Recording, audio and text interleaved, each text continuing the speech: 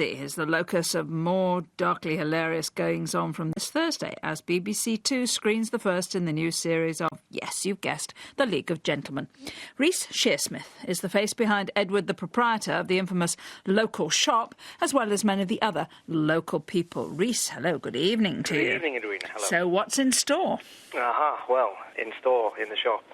Well, we've been away for 10 months writing this third series, and we returned to Royston Vasey with some new faces and a few old characters. This week is the first episode, and it begins with Pauline, one of our characters who was put in prison at the end of the last series. She's the restart officer. That's right, yes, she's the horrible restart officer, based on my real experiences.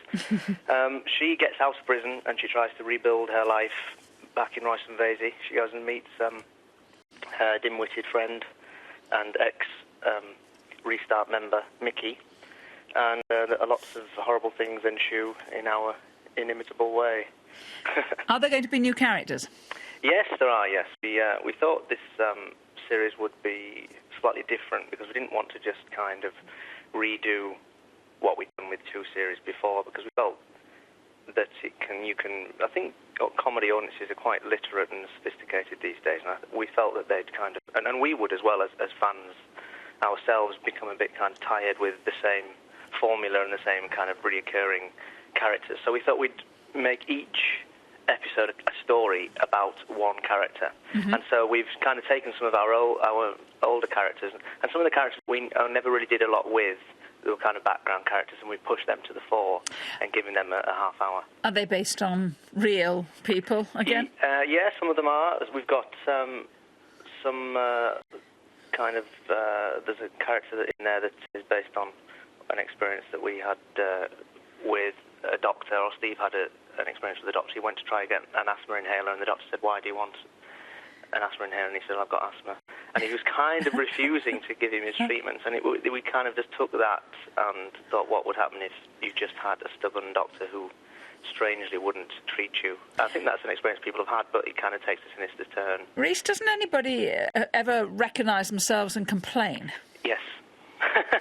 But then we tried to avoid them for the rest of our lives. We had a character in the second series based on, I can't really say actually, because I don't think he's quite realised it yet, but the character of Les McQueen, who is kind of faded, aged dad who thinks about times gone by and how he could have nearly been a pop star.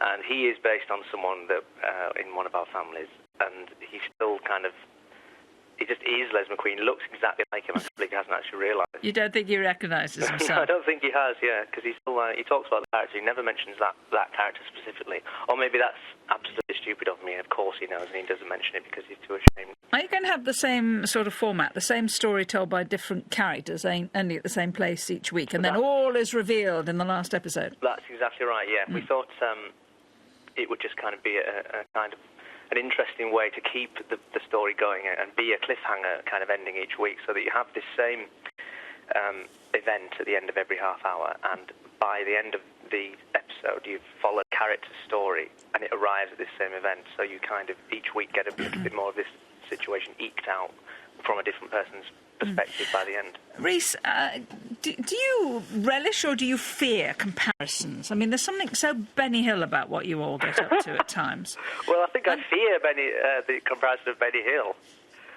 You like that, do you? Well, no, I don't. How We've never been called Benny Hill before. That's really strange. Oh, I don't know. What about... I mean, it always seems to be very, very, very British humour.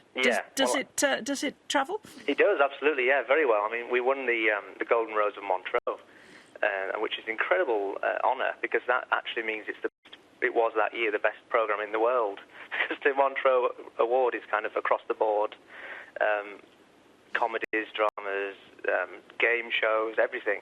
So it was very strange to actually win that, because we went to Montreux and we received the award, and there was people on the panel, Swedish women on the panel. We have these local shops in Sweden, and they seem to understand the characters, and I think they understand what you are talking about. Yes. Yeah, they did.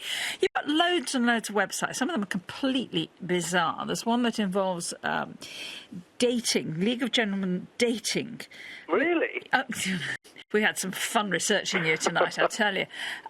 What do you make of all this? What do you make of your fans, Reece? Well, I don't know. I mean, I think what it is with our fans is we've created a world, and often when you do that in anything, not just, it's like Tolkien and Lord of the Rings, if you create a world, people can really get into the idea of it and follow the logic through. And so, like, if Doctor Who has got lots of fans that are very particular about the history of it, and also like Red Dwarf has got lots of it's created a world where you have a very specific kind of person that really gets into it and enjoys the theme and the logic within it. And I think we've just got some really, really kind of dedicated people that really You are not going to use it. the word weird about them. No, I think they are weird. I concede. I concede our program is weird. I mean, we write it, but I think so. We must be slightly strange to actually think of it. Reece, so I'm flattered we've got people that are so keen on it. Reece, you're about to do another live gig in the West End. You're That's going to right. be the cast of Art, aren't Yes. you? Why are you doing that?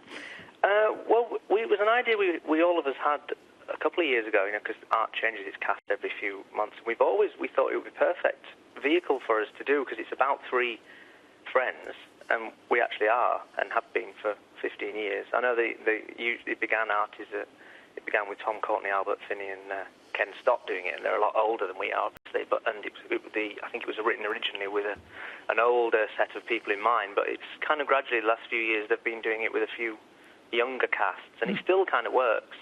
And we just thought it'd be brilliant if they would ever ask us to do it, and they finally did, and it's fantastic that we're getting the opportunity. I think we're going to end. I think it's closing You after are the we last finish it. Yeah. 7 years it's been running. I know, it's incredible. And getting out with a bang. Reece Shearsmith, thank you very, very much indeed. Thank you very much. The new series of League of Gentlemen, which is the third series, will start on BBC Two next week on Thursday night at 10 o'clock, Thursday 26th of September at 10 o'clock. Don't miss